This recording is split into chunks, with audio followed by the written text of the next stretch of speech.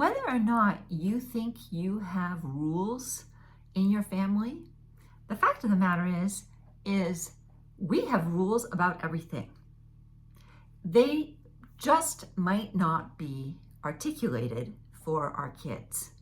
We might not have them posted on the wall.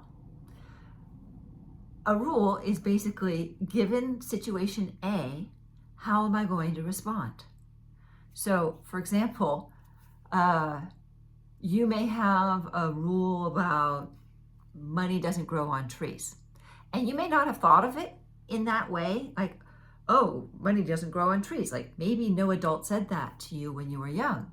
But maybe when you pick up a catalog, you have an unwritten rule about how much money you can spend. Or you always look at the sales section first and to see if what you want is on sale.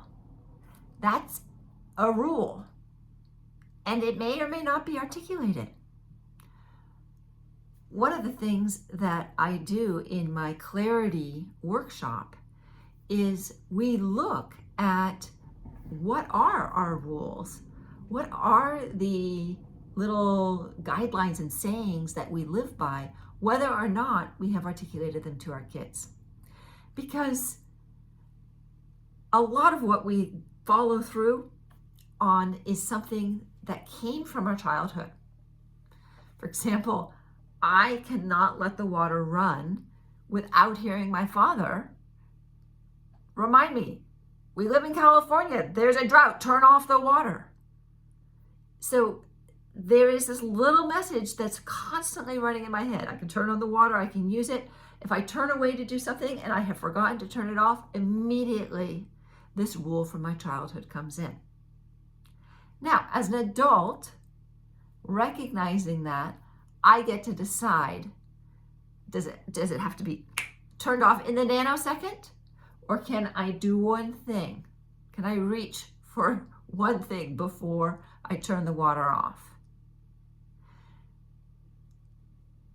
Where you follow the rule is not so important. But knowing that you are following a rule and recognizing and taking ownership of that is going to help you to clarify and articulate that for your kids.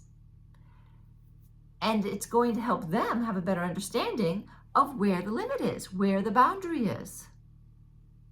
So you are less likely to get mad at them if they cross the boundary.